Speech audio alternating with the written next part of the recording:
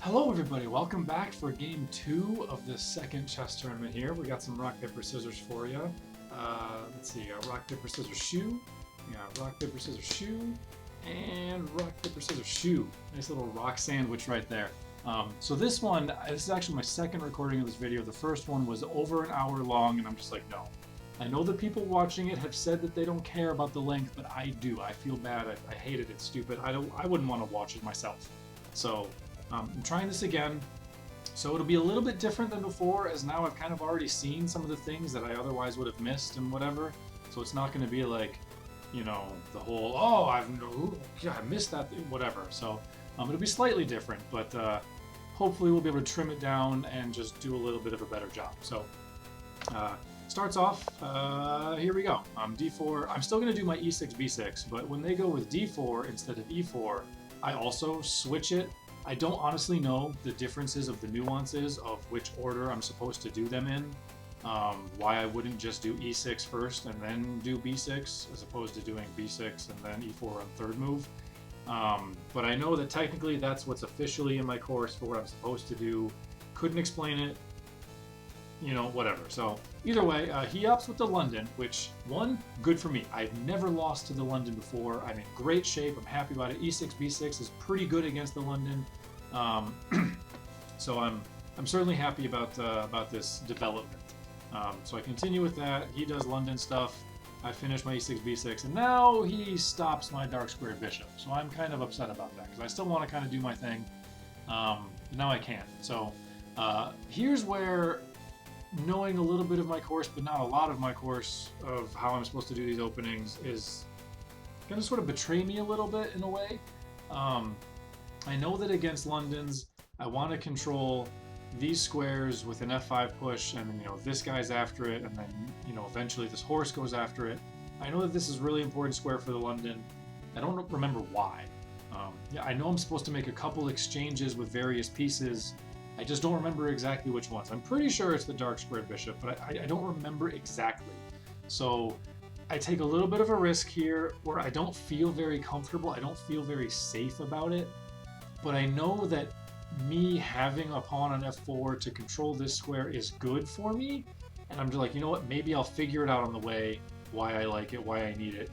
Maybe it'll be obscure to him and it'll prevent him from doing things he normally wants to do. And maybe he'll just be slightly worse or slightly less efficient on his end, and then maybe, you know, that means it'll have done its job.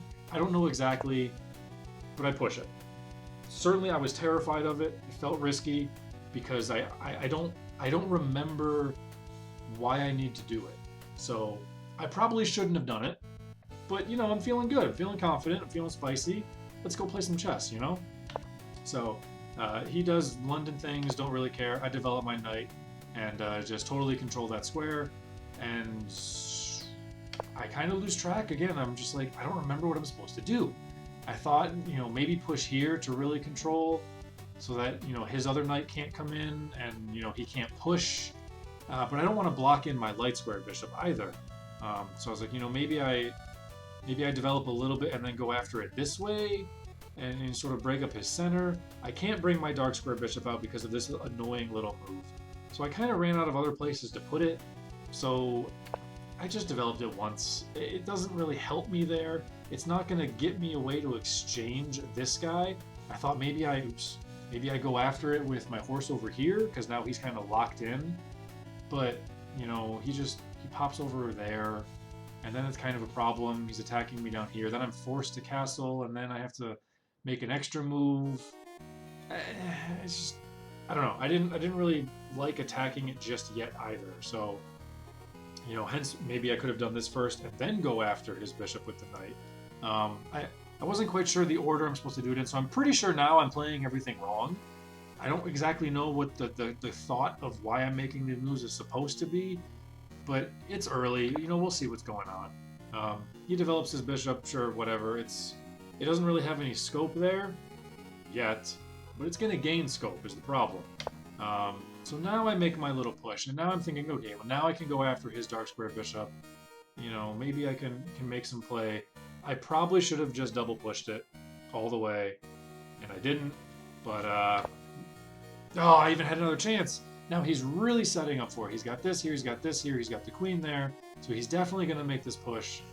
And you know, I have one last chance, and I just sort of develop my other pieces, because this is how I normally play this sort of e6 b6, is get these guys out here, and you know, go from there. Except f4 is usually hiding back there, a little bit safer. So I didn't really respond to his moves very well. I just kind of did my own thing, and just let him build up everything that he wants, and did nothing about it. So I definitely messed up, and I need to study further on what I should have done instead. So he finally pushes, and now I'm like, wait. So I made this risky, dubious f4 move to control a square, and then I didn't control the square. And I didn't trade any pieces. I didn't attack him.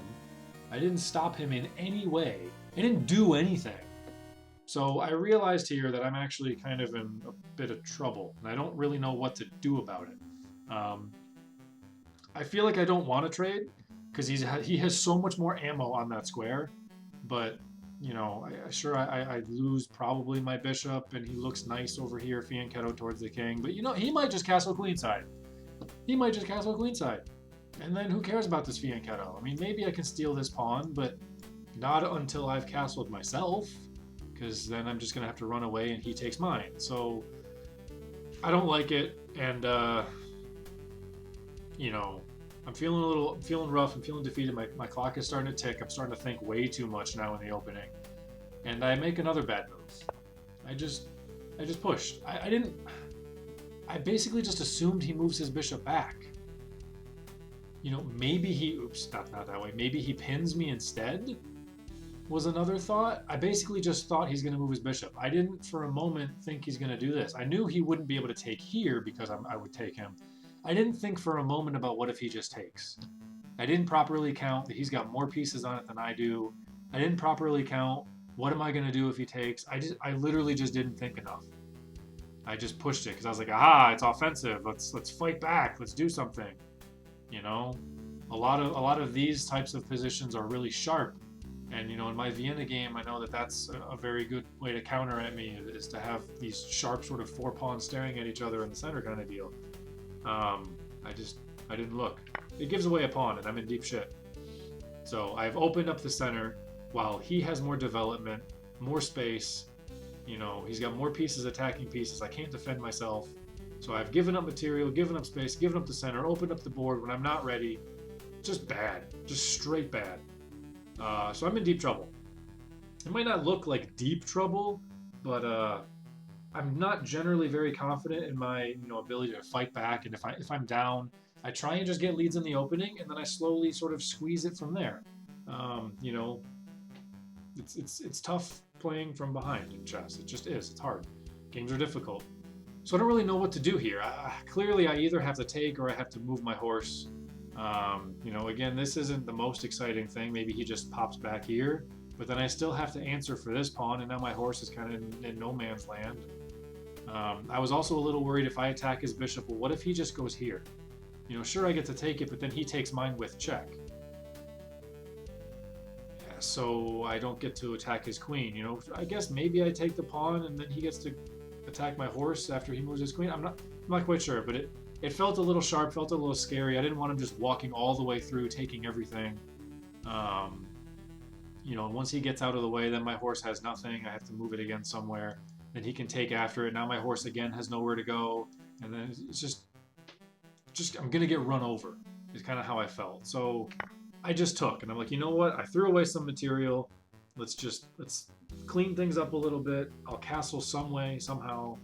And maybe I'll just be down a little bit, but maybe I'll figure out something to win a pawn back. You know, maybe once he gets over here, I can sort of get in his way after I've castled. And we'll figure it out. You know, it's early. We're both low elo. It's fine. Yeah, we'll figure something out. He takes with horse. Okay, that's probably okay for me, considering my horses are all nice and defended. So maybe I castle here, but I'm still gonna lose that f pawn that I was really proud of.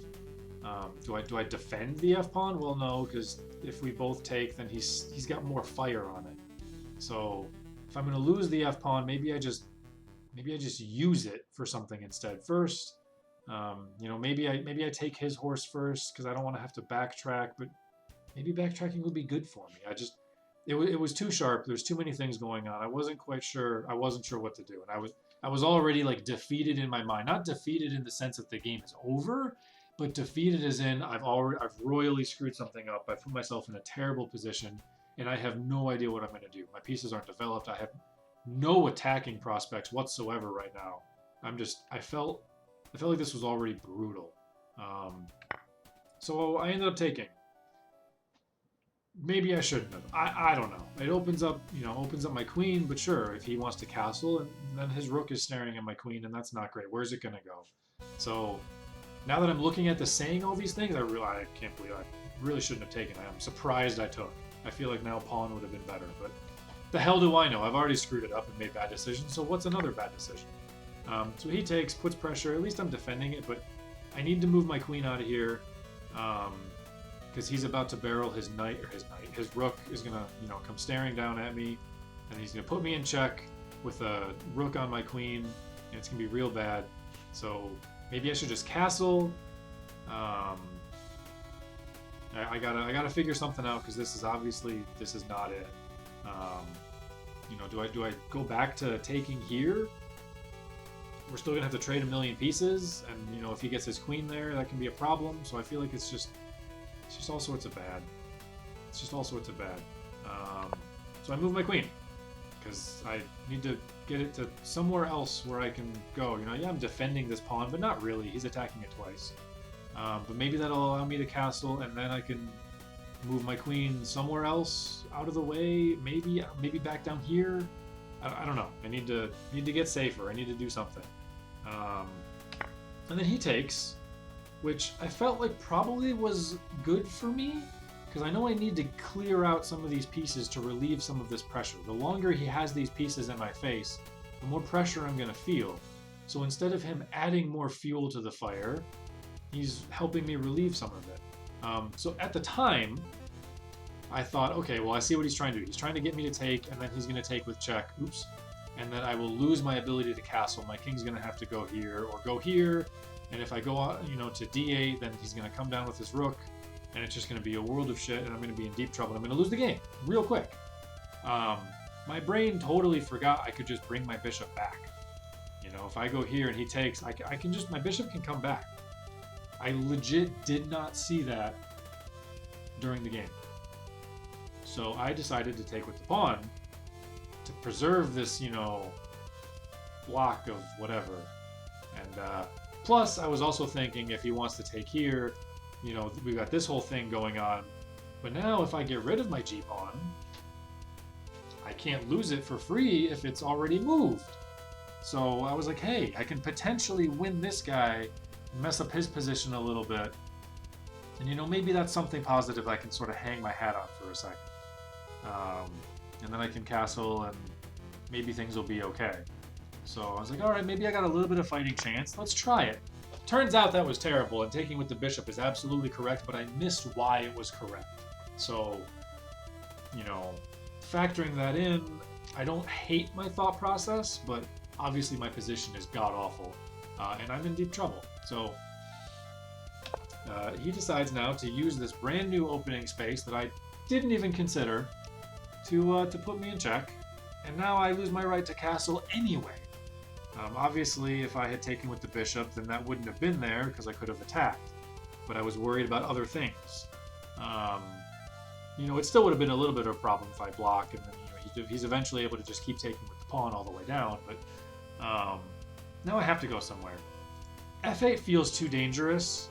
It does at least step me out of the way of potential pins in the future. It at least gets to guard these squares a little bit, so my rook can get some activity, maybe, but then this guy falls. It felt a little too dangerous, just going into the open like that. Especially because then if I wanted to take, oh my god, now this is coming down at me.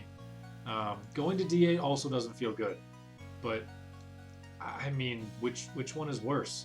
So I'm thinking I probably have to go to d8, and then I probably have to go to c8. And it reminds me of the other game from the last tournament where some dude made like 4 king moves back to back to back to back. And it just was funny. It's like, now here's my ass walking the king all the way over the place. And you know, this pressure is now just absolutely critical. He could even, once I move out of the way, he could even just go down here and just look really sinister in all sorts of my face. It's just bad, but you know, there's not a move to find because the position really is just that bad. So I moved to d8. It's the better of the two squares, it turns out, so that's fine. Now he castles, so obviously I need to either get my queen out of here or get my king out of here. I'm going to get the queen out of the way first. No, I'm not. I'm going to get the king out of the way first. What am I talking about? So I get the king out of the way first. You know, maybe my queen can come down here. And, you know, well, I guess not if he goes here, I can't. If he wants to go there, then what the hell am I going to do? Maybe I block with this. You know, maybe that's actually okay. No, because I have to move the queen. Yeah, I guess I'd be stuck maybe going here. It's miserable. Absolutely miserable what I'm kind of facing with a little bit. And then he makes what I thought was a great move. The threat obviously now is that he can attack this with defense and win another pin in a different way. He no longer has to take it with the pawn and then sort of like lock the board a little bit, reduce some of the scope of the pieces. No, I thought that was actually just a beautiful move, a beautiful idea, and now I have to move my king again to get out of the way. I can't take this just yet because I'm going to lose the game if I do. So I thought that was fantastic. So I keep walking my king. He is getting his steps in, he's got his pedometer going. But now my rook is obviously completely useless. My rook is completely out of the game. As if my position isn't bad enough, I may as well just be minus, well, I guess in this case, +5, even more. Granted, his rooks, well, one of his rooks isn't doing anything either, but that's always kind of the case. The rooks tend to not really do anything until all of a sudden they do. But he has no chance of ever doing anything. Push here and then push here if it doesn't get locked in place, because I can't just, you know, get out the traditional way.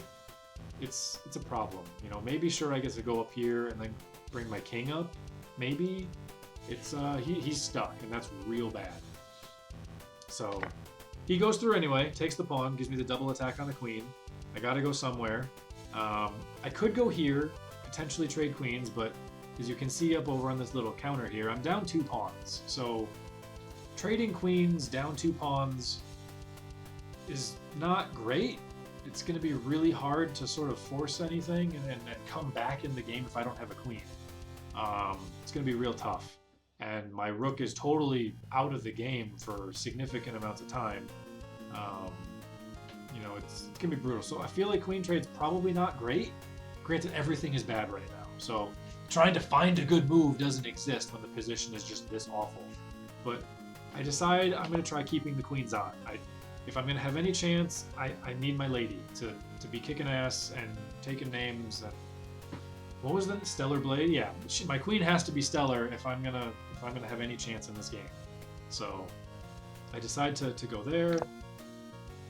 He decides to attack me again, and I feel like that's actually probably not great.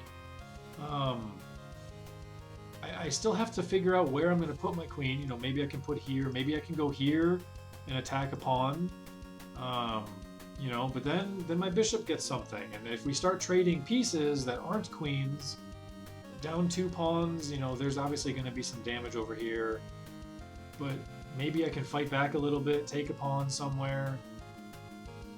I don't know. We'll see. Maybe there's a chance. It didn't feel like it was the right move for him. I'm still obviously in deep shit, but you know, maybe there's something I can do. And then he trades, and I'm thinking, okay, that gives me a way to free my rook up. So now my rook can participate in the video game again. Why do I keep saying video game? My rook can now participate in the video game of chess on the board that we're playing in real life. Okay, so that doesn't seem terrible for me. It's okay. My light squares are a little bit weaker, but nobody has a light square bishop anymore. So, okay, I'm okay with that. He puts me in check again. And okay, well, I just got really happy that I got to free up my rook. I don't want to come down here and block my rook. I don't want to go here because I give up the rook and then I resign. I give up. Actually, that's just mate, isn't it? Okay, yeah, it's okay. C8 is just checkmate.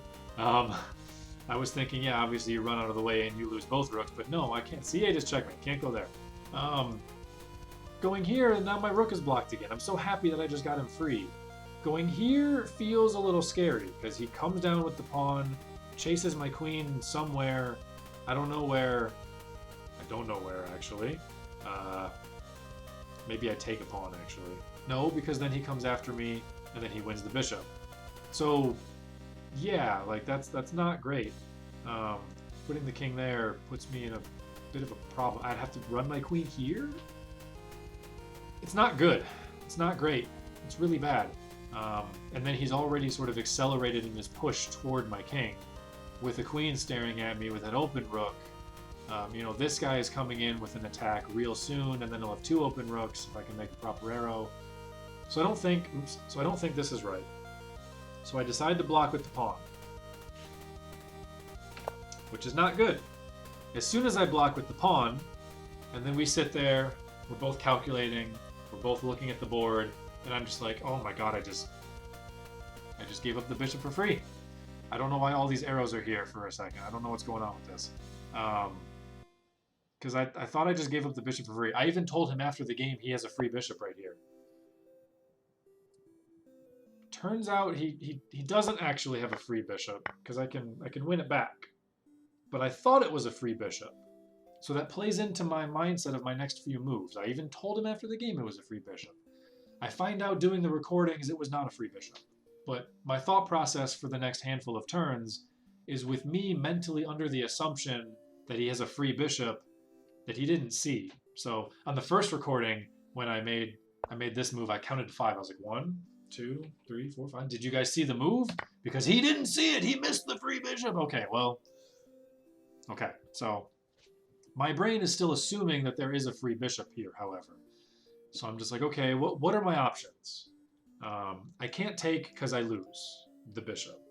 I could go here, I force him in a check, maybe he runs the king away, maybe he blocks with the rook, maybe he blocks with the queen, you know, and then okay, then I can take with one of these 2 pieces. You know, I get a little bit of something back, and you know, this and that, but I don't really want to trade queens, because how am I gonna play if I trade queens? What if I go down here? Okay, then he can still go and check. Maybe now I would go up this way, because now my queen has a little bit of more scope since this pawn is gone. You know, I'd be able to run away over here, get a little bit of fight, get my rook back active in the game. But obviously I have to do something with this. And I kind of decided that because, again, I feel like this is a free pawn, I can't just assume that maybe he misses that. You know, I can't, maybe I go here and, you know, he can't take it immediately kind of deal. He goes here. Like, this is shit. So I basically, I was thinking, I have to do something where my bishop is going to get to move. I can't, you know, waste time messing around, because he's got a free piece sitting right here, I thought. And I can't assume he's going to miss it a second time. I have to play what I think is the best move available. Even if I don't like it, even if it's not good, it's kind of where I'm at. So I decided to put him in check. All right, let's get my queen out of the way and figure out what's going on a little bit. Maybe I, you know, depending on how he blocks, maybe I take this pawn, and if he puts me in check, well, you know, I don't know, maybe it's a free bishop then. Well, I'm guarding it. So I don't know exactly how it's all going to play out, but he chooses to block with the queen. So I was thinking, you know, maybe I could take with the bishop, and, you know, I win a pawn, but he's got totally open lines staring at me. It seems really awful. Okay, well, maybe I take with the queen, because then I'm defending the bishop. Well, I'm definitely not defending the bishop, because he puts me in check, and then he's got 2 pieces on my bishop to my 1 piece, and the 1 piece! No. So I feel like, honestly, my odds are real bad. I'm definitely not winning this game. I probably should have already lost, is what I was thinking. I should have already lost. I would have, if he moved here, I even told him, like, I would have resigned. You know, because free bishop. Now, obviously, that, you know, maybe if it actually hit the board, maybe I see that it wasn't free and I wouldn't have resigned, but there's a chance, a non-zero chance, I just resign if he makes the move. So I'm already thinking, like, this game was over. Can I even fight for a draw? Well, what if I trade queens? He gets this guy isolated. I take this pawn. It's no longer free. I'm attacking this knight, which, yes, when you're down material, you don't want to trade. But if I attack the knight, okay, now he's got double isolated and single isolated, and this actually then is single isolated. Then his pawn structure is ass. His pawn structure would be totally terrible. And then we only have rooks on the field. And if there's only rooks on the field, sometimes it's difficult for rooks to get through other pawns. You know, if you stagger the pawns a little bit, make a little chain, you know, my king can bounce back and forth and kind of hobble around here. I can defend pawns with my rooks, and his rooks can attack them, and it's all kind of equal. You know, there's no diagonal stuff going on. There's no flanks and weird horse jumps going on. Maybe it's defendable. Grandmasters, I watch plenty of professional games where, you know, somebody's down one pawn or even two pawns and they create a fortress, they find a way to hold, or they find a way to stop white from getting any sort of extra advantage. And you can play down two pawns, potentially, depending on where those pawns are. You know, maybe with these two to this one, maybe I can force eventually some sort of Lucina position. And what are the odds some guy who's rated 947 is going to know what the Lucina position is? You know, my extra 17 years of chess experience hasn't correlated in rating, but there are a lot of things I feel like I know that I'm good at that other chess players of my elo don't know. My weaknesses are certainly my mid-game tactics. I often miss an easy tactic, and you know, then I don't win those games. You know, my strengths I think certainly are my opening and my endgame for my elo. But so yeah, I figure, you know what? Let's trade these queens. Let's mess up his pawns. Maybe I can hold it. You know, I'll be down two pawns officially. It'll be his turn. He's got open space. He has the lead, absolutely. But I'll be down two pawns. And, you know, at the very least, I'll have bishop in a wide open game to a knight. So slight advantage there. Maybe there's something I can do to hold. So I trade queens. He takes, I take. Okay. I don't really know what he's thinking now. He probably just needs to push these guys with his rooks and see what happens. But I've also got two rooks. So, you know, maybe my king gets to participate in the game a little bit. You know, this is a little bit of a draw on this side. So the fight is all going to happen over here. You know, and I've got two rooks, and he's got two rooks. Maybe it's okay. Maybe I can figure out some way to hold. We'll see. Who knows?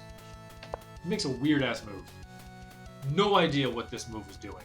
Absolutely no idea. My only thought is that he wanted to get it defended. He wanted to get it off of a dark square so that I can't attack it with the bishop. I honestly don't know. It felt bad. I didn't know how bad it was at the time, but it felt really bad in person. I was like, that can't be right. You know, at least get your rooks behind it first before you start pushing it. I don't know. I can't make a nice little you know, thing over here because he can go after my bishop and then whatever. But it felt really weird. So I'm gonna go after it. I'm gonna go after it with one of these rooks. Usually I like to keep rooks on their own half. But I also say that generally, this is assuming you've castled, you know, moving a rook 2 squares is like the maximum, so that way they each have a lot of mobility still, because it really sucks sometimes if like you move one rook all the way over here, okay, but then I need a rook over here again, as opposed to, you know, having this guy over here, but this rook is still here kind of deal. Like, yeah, I'm blocking in a rook with a rook feels bad. So I wasn't quite sure, but I knew I probably need a rook over in this position with the h-pawn for the long term. I don't need a rook over here as much because my king is here. It's 3-on-3, probably okay. So I decide to go with the a-pawn. Maybe it's overextending a little bit. I don't know. Maybe it's fine. So I'm going to attack this thing. See what happens. It's kind of weird. It's kind of stupid right there. It's kind of weakened. You know, he's probably just going to defend. Or maybe he's just going to start throwing these guys at me, you know? Maybe he goes here, and then here, and then here. Now my bishop has to find somewhere else to go. But he decides to attack my bishop. So he's not trying to play the endgame with pawns, with the lead, with the space. He's trying to just attack my bishop.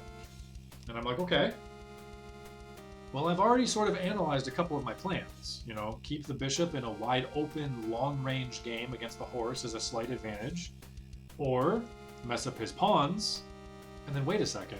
Because he pushed this, and, you know, this was his only defense of it, if I remove the horse, it's no longer defended.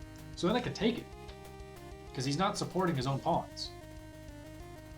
So at that point, I'm currently down 2 pawns, as we see. I'll be down 1 pawn if I make this trade, and he will have stupid pawns on the king side, which means then there's not really a threat to lose for me on the king side. My king can be totally safe, and I can make a little cubby hole. He can't disrupt it with pawns. He's not going to break through with rooks because they're doubled and isolated.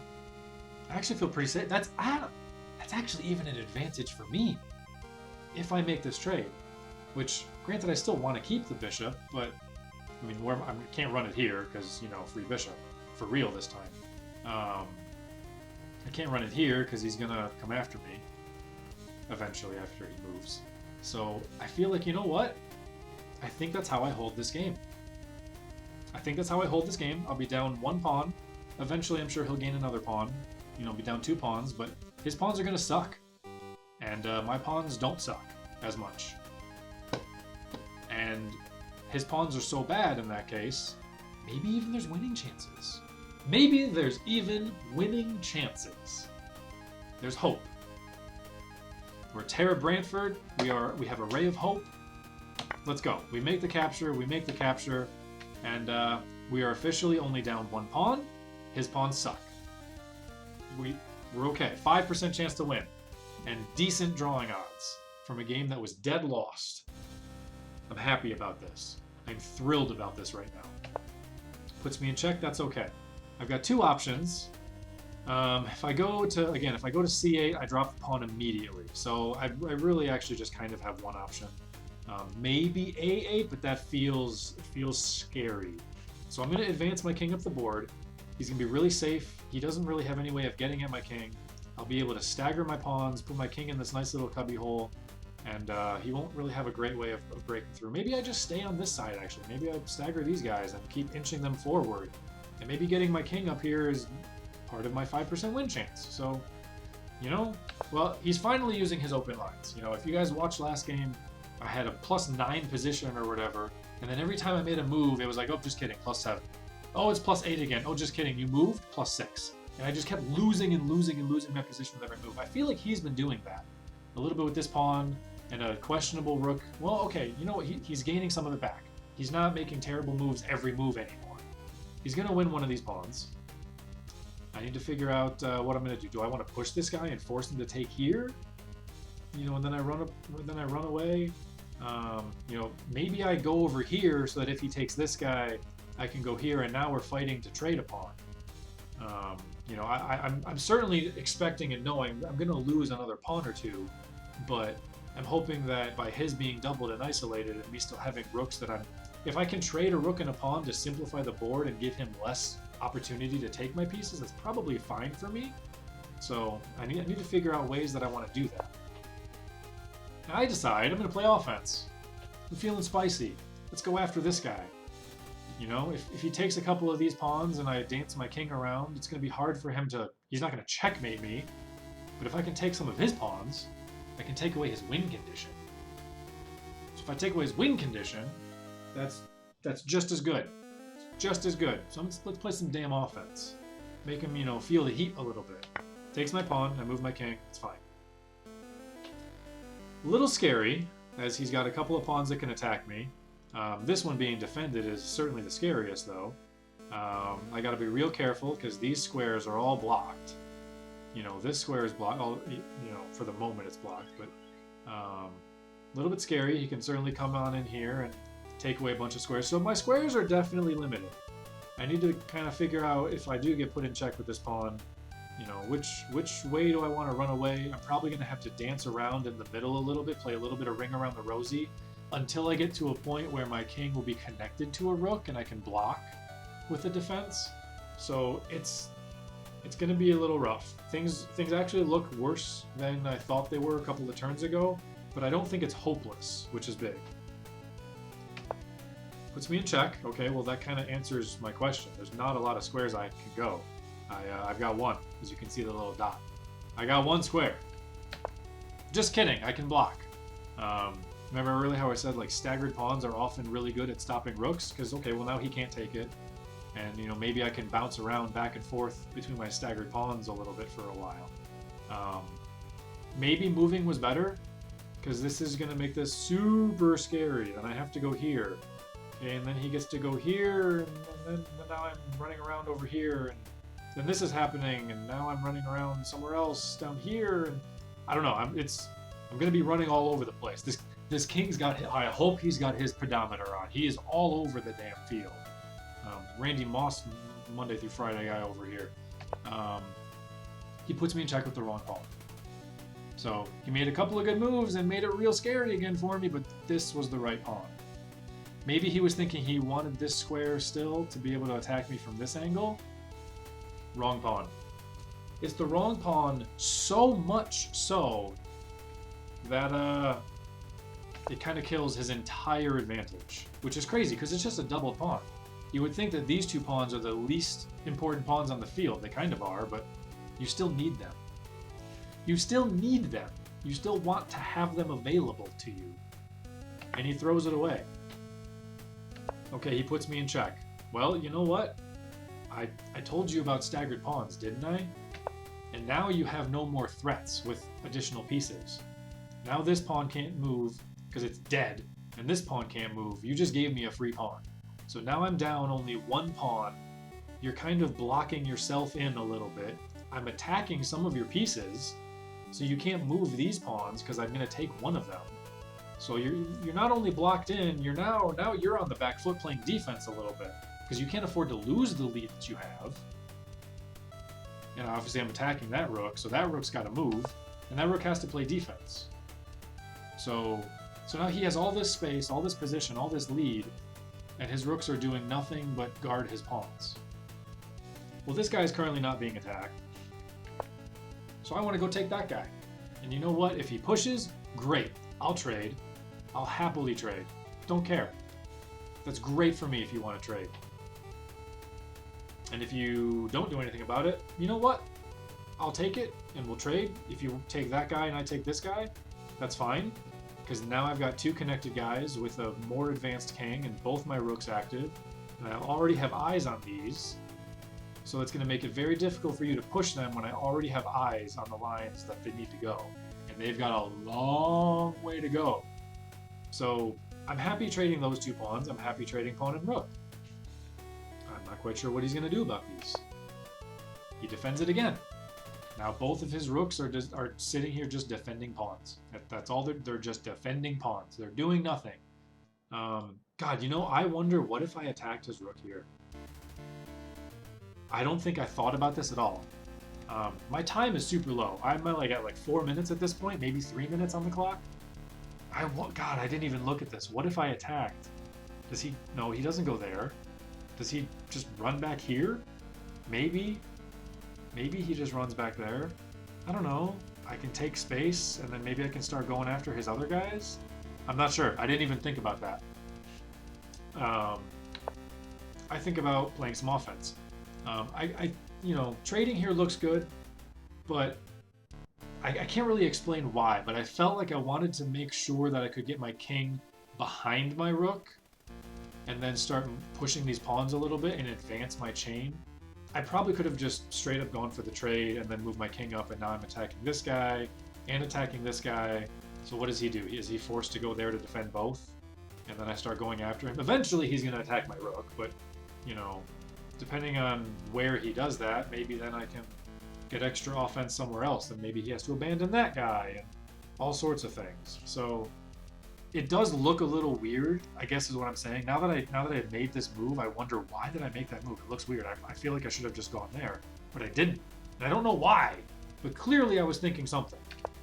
Couldn't tell you. So he blocks, well, not blocks, he puts me in check, which is okay, because I wanted to get my king behind my rook anyway, I guess. My king is super safe here. He can't go here just yet, so he can't, you know, team up on this guy.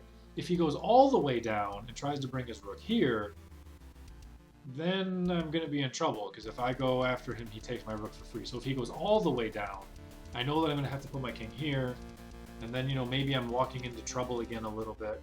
But I wanted to get my king behind my rook for a reason, so I can play some defense, right?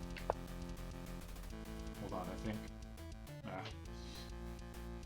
I feel like I hear somebody walking around the house, but anyway. So he goes out. Give me 1 second.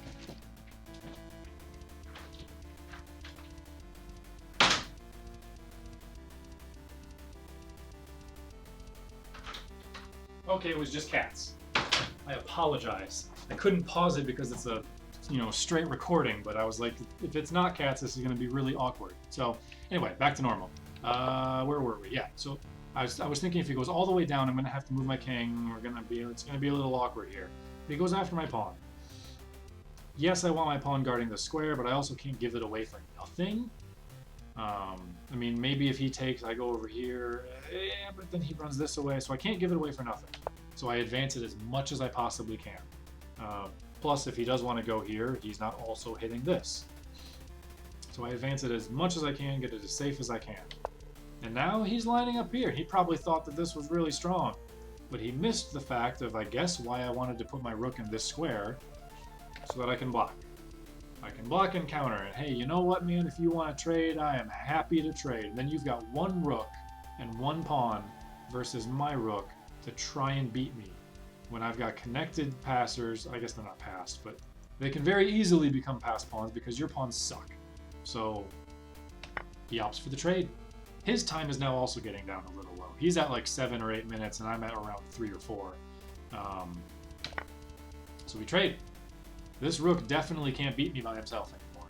I've got little pawns over this way. I can dance around however I feel like. I can use them to block.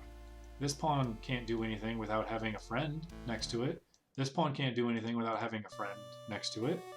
And if he had another pawn over here, maybe he can bring his king and use both of these pawns, but he doesn't. He gave it away for nothing.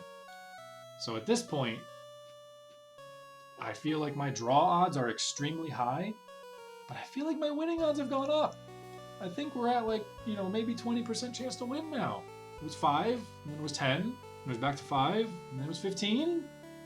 Now maybe around 20, with 20% win odds, with, I'm thinking at least like 60% draw chance, Pretty happy about this. Maybe even better.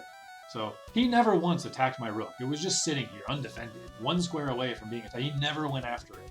When I couldn't even, it's not like I could even have taken those. If he attacked my rook, I would have had to just leave my offense completely and go somewhere else.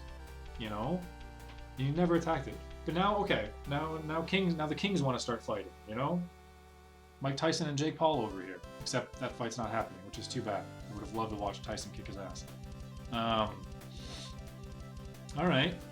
So I need to make sure I can still win this pawn to really give myself some good odds. But I can't abandon this guy just yet.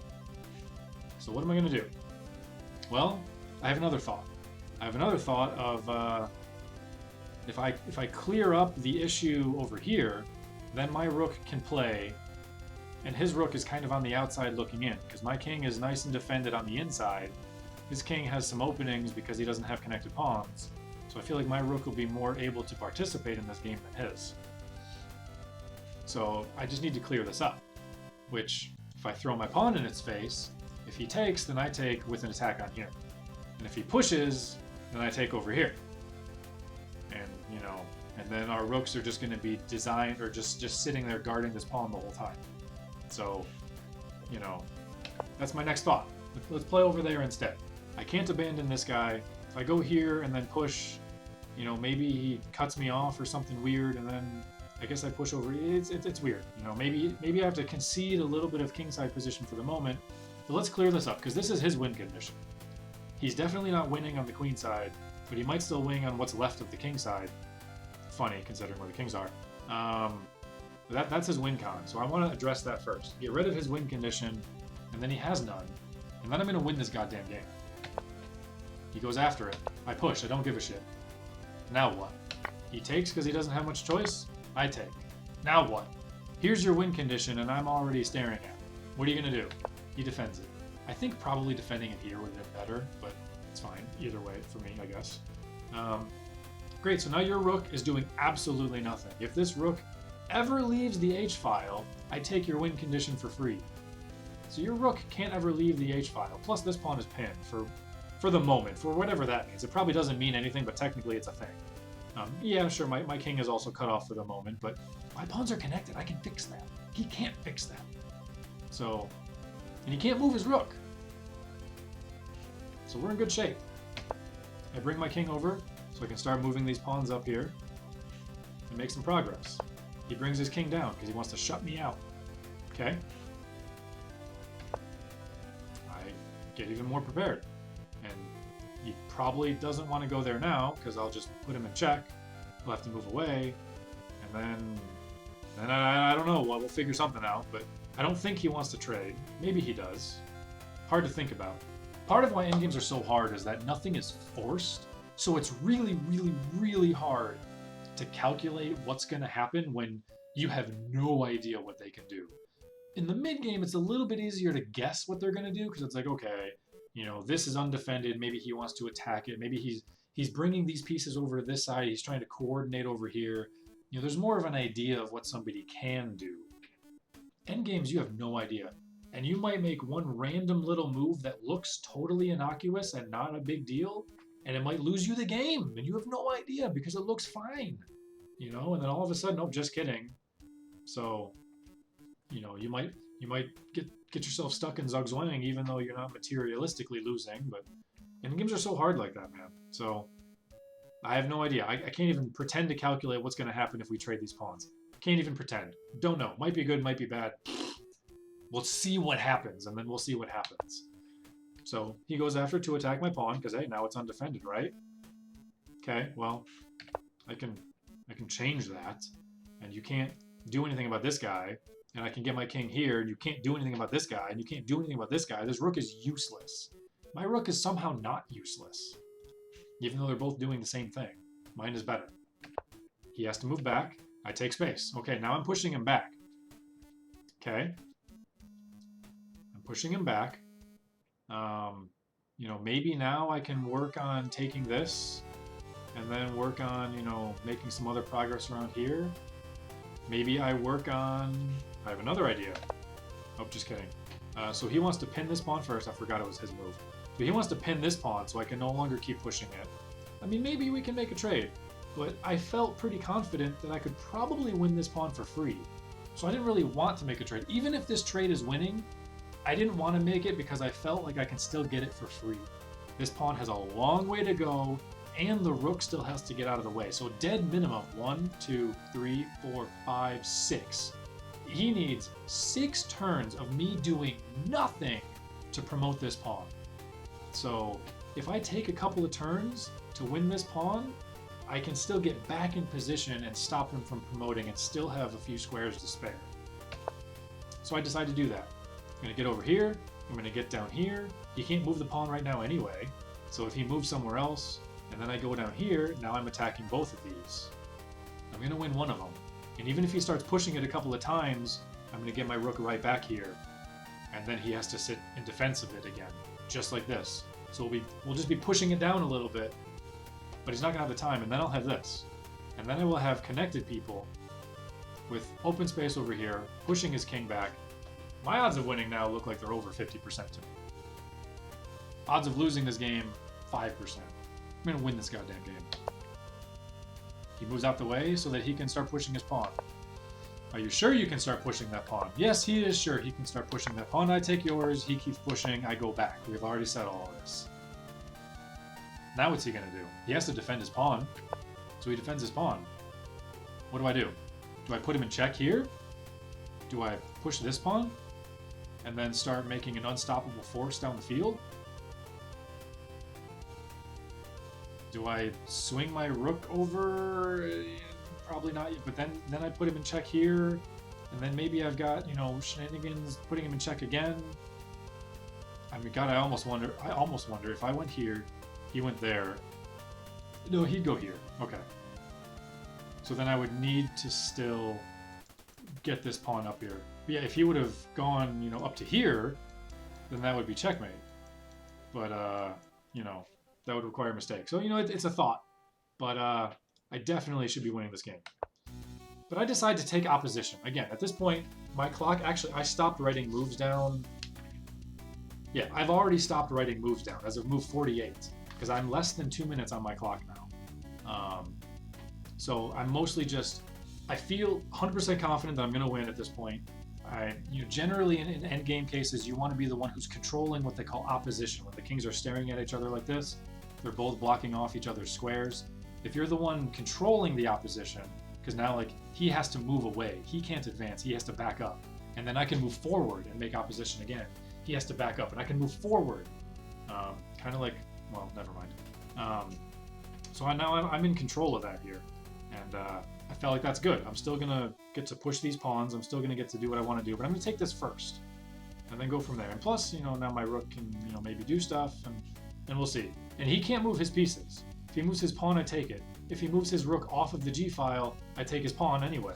So like, he can't move his shit. So it felt fine. I don't feel like that was a losing move. Turns out it was. Well, not losing, but whatever. So he has to move his king. There's literally nothing else he can do. If he pushed his pawn, I just take it for free, and then I go right back. And then his pieces are on these two squares. He has no pawns. He loses the game 100%. So he actually had no other move than that. So here's where I set up a nice little trap. I've told you guys 100 times in various chess videos, I'm not very good at looking for checkmate. I just get so focused on positional play and advancing until I just get you in such a spot where checkmate is inevitable. But like, going specifically for checkmate attacks that can be defended against, I'm not very good at. Because I'll be like, okay, well fine, he just pushes the pawn and he blocks it, or he brings his rook over and he blocks checkmate, so why bother attacking? But you'll see people in a lot of games that make the attack at least to force their opponent to do something. Well, I generally, for me, it's hard to do that. Like, okay, fine, I spend 2 turns to make this attack. He spends 1 turn to block the attack. That sounds bad. Why would I threaten checkmate if I'm losing tempo for it? But this time I'm really goddamn proud of myself that I went for checkmate. Not only did I go for checkmate, I made it juicy as shit. He's got a free pawn right there. He is staring down the barrel of 2 pawns that are going to walk down his face and win the game, and I just gave one of them up for free. Oh no, my pawn. And you don't even give up your pawn to take it, my man. That is juicy as hell. It's also threatening checkmate in 1 if he takes it. So I am so goddamn proud of how I fought back in this game. I was pumped out of my mind. It didn't work though. Sorry to break that to you. It didn't work. Spoilers. He didn't fall for it. That's okay. I can still, I can still push the pawn. I can still make progress. I'm still winning this goddamn game. And he pushes his pawn. I've told you so many times, if he pushes the pawns, he can't win the game. I take the pawn. There's nothing he can do about it. The problem is, at this point, I had 28 seconds on my clock. I forgot to mention somewhere. It was around, I think it was here. I think I offered him a draw, and he said, I still want to play a little bit more. I still want to see what happens. I offered him a draw. He didn't accept it. Even though I felt like I had winning opportunities, my time was super low. Like I said, I stopped writing moves down. I'm super low. Where are we here? I don't want to go too far. Okay, got here. Didn't fall. Here. So at this point, I have 28 seconds on my clock. I feel pretty confident that I could win this game, but it's really hard still because it's just chess is mentally hard, and I was so defeated early on. My mental state is not good, and I'm so proud of how I fought back that I can guarantee myself a draw in a game that was dead lost. That I know if I take this pawn, it's like 95% chance that we're going to draw the game. If I don't take the pawn, I'm not sure what my next immediate move is. Maybe it's check, forces him here, and then what? Is it push this guy, and then take, he's in check again, and then, now I just need to get my king 1 more square over, and promotion square is guarded. Actually, the rook is already guarding it. I still have to worry about this guy. I don't want to worry about him yet. In an open board, maybe he makes 1,000,000 checks, and maybe he can win this pawn back, and then I win this pawn back, and then it's a draw. So, because I don't know, and all of this is happening in my mind in the span of like 3 seconds, because my clock is ticking, I don't have an immediate 1-move offensive play that I could make. Do I run my king back behind these pawns first and get my king over here? Do I offensively move my king up this way? Because I don't want him just walking it down, though eventually he's not going to be able to walk it down because I take it. So I still have time. I still have 2 squares of time to figure it out. But I thought, you know what? I can guarantee 100% draw chance at the worst. Okay, I can guarantee 95% draw, 5% win, or whatever. 0% chance to lose if I take this pawn. My clock is going. As we see here, the engine has calculated mate 5, but I didn't have time. I took the pawn. I took the pawn because I was so happy that I fought back and was able to get at least, at worst, a draw in a game that I was dead lost. I should have lost. Absolutely, I should have lost. This game was over. I remember I thought that bishop was free at one point. I was half a move away from resigning 30 moves ago. I have 28 seconds on my clock. I'm terrible under time pressure. I'm terrible under a clock. I'm so goddamn happy with myself at this point. He can't beat me anymore. I took it. We're probably going to draw, but I was okay with that. Puts me in check, I dance around. Puts me in check, I dance around. Puts me in check, I dance around. Maybe I needed to get my king around over here. So maybe I still had opportunities and I messed it up. Not 100% sure, but I had 20 seconds on my damn clock, man. So even if I'm dodging in the right places, I still need those 20 seconds to make the correct offensive moves, to promote at least one of these. And then checkmate with rook and king versus king. You know, I need time to still be able to do that. So I can't waste time with these king moves. I'm just moving, making sure that I'm still defending these guys. And at this point, he offered me a draw, and I looked at our time. I had 20 seconds. He had 26 seconds. I was happy with the draw. I accepted it. We drew. We drew, we drew, we drew. Yes, I could have won this game. Yes, I should have won this game, depending on where. Okay, so me redoing this video took it from 1 hour and 8 minutes to 1 hour. So I saved you 8 minutes of time. I'm sorry. But the quality of this video, I think, was way better the second time around anyway. So we accepted a draw. I was dead lost, and then I was drawn, and then I had a dead won position. I know that for a fact. Even ignoring the mate and 5 that I didn't see, that there's no way in hell I would have calculated 5 turns of mate at that point with 20 seconds on my clock. So we're just going to take a quick gander through some of the moves. The PNG is in the description on all of these games if you guys want to punch it into the computer and look yourself. If you want to play around with some of your moves, you won't have to rebuild it or whatever. You can just copy and paste it right here. And then, you know, no big deal, go from there. So we're just going to quickly go through and scan some of the moves, kind of see where did I go wrong exactly. All this is fine. All this is fine. It's whatever. That's annoying. Computer doesn't like that, but I know it's dubious. It's more the fact that I played it wrong that it's bad. But there's no like major sort of issues with this. A difference of 0.3 or 0.4 is worthless unless you're a grandmaster. You know, we're just making developing moves, and I wasn't making the best of them, unfortunately. So yeah, it kind of sucks a little bit, and he clearly wasn't making the best developing moves either, but it's okay. And, oh, I'm surprised the computer did not like me pushing all the way up. I felt like I should. Castling was good. Castling was recommended, and even attacking was fine. I was just concerned that if I attack, he goes down here. I guess I still just castle, but or maybe then I go over here, and then I get super weird pawns. No, I don't, because my horse is on it. So if he does go there, then I just trade off the bishop. And then I go back with my knight. Oh, I didn't think about that. Okay, we've learned. We are learning. We are getting better. That's awesome. Could have done that, didn't do it. And now he's clearly setting up for position. And I'm not doing anything about this e4 push whatsoever. I'm just sort of letting it happen. Okay, there's a big move. Obviously, this is a mistake. It's not necessarily that developing the knight was a mistake. It's that I've done absolutely nothing to fight back whatsoever.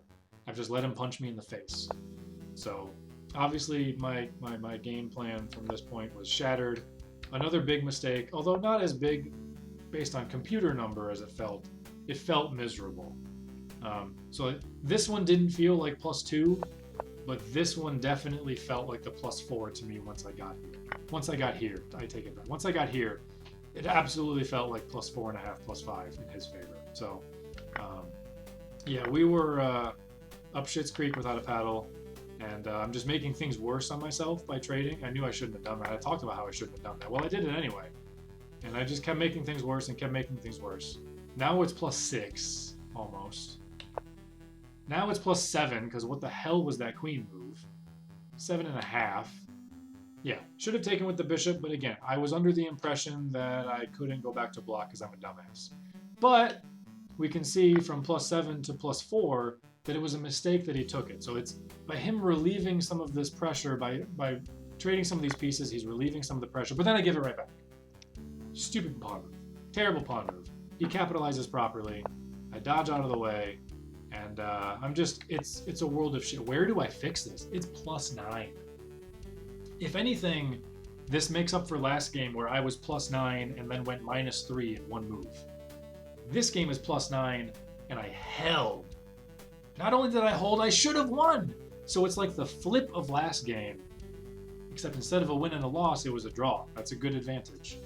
And he's just, you know, he loses a little bit. Okay, now it's only +7. So he's. I thought that was a good move too. I thought that was a great move. In fact, computer says otherwise. So I still move out of the way. He takes. I should have offered a queen trade because computers like to lose by the smallest of margin. They think losing by a smaller margin is better than losing by a bigger margin because computers are weird. But humans don't want to lose at all. Humans want to keep fighting. So that's why I don't think trading queens is the right move, even though the computer says it's the right move. And I'm probably wrong because computers, of course, are going to be right. But that's how I feel. That's the human way, the natural way to want to play. He attacks me again, which loses a little bit of computer eval. That's fine. I step out of the way. Then he takes. All right. It's not quite as bad of a move as I thought. I take back. He attacks me again. Again, the computer wants me to trade queens. I don't just yet. Okay, boom. So I guess I was right in some facet. Him going down with the rook is still plus 10, boys. Plus 10! And we came back. But why though? If this isn't free, what's the line here? Take, run away, take. Where's? Oh, I just straight up give up the bishop completely. So it's not free, but I give it up voluntarily. All right. Well, clearly there's still reasons, but okay. He doesn't see it. That's fine, because he probably just saw the more simple fact that it's not taken. And it's not like this goes away. You know, it's defended, and he can still do this. It's not like it goes away anywhere. So sometimes that happens in endgames. Now I finally decide it's time for me to trade queens. Oh, +9 to +4. That essentially lost him a rook. A rook's worth was lost in this queen trade. So I take it. Good thing I took it. He takes, I take. Okay. He pushes that pawn from +4 to +2, 2.5. Just a few moves ago, it was +10. 10! Now it's 2.5. So yeah, I've started feeling pretty good about this game at this point. I started thinking, hey, I might be able to force a draw. Okay. Now it's +2. Yeah, +3. But I go into this endgame, and you know, the rest is kind of his +3. So apparently this actually was bad for me. Apparently the simplification wasn't good. But I feel like it's the only reason I got to where I was. So computers are just too damn good, man. It's too hard. Puts me in check. I move out of the way. He starts piling up on these things. None of these are like massive swings, so it's all kind of fine. Yeah, he's definitely winning back a little bit more. As we learned, we got to this point, and I started narrating. Hold on, I'm losing control a little bit. These pawns putting me in check are a little bit scary. Oh. Oh. +4. Tie game. Tie game. Throwing away a doubled pawn. These are the two worst pawns on the least important pawns on the field. This pawn is still important because it can fight back against mine, and it's technically got a free pass to the end zone. These pawns are important because it's a 2-to-1 majority. He can guarantee a promoted pawn with those, depending on, you know, circumstances. These two pawns suck. They block each other. They don't defend anything. They're the most useless pawns on the board. And yet somehow, giving one of them away takes it to a tie game. Give me that pawn. Hell yeah. And then from here on out, it's basically everything is as what we said. You know, I started going after him a little bit.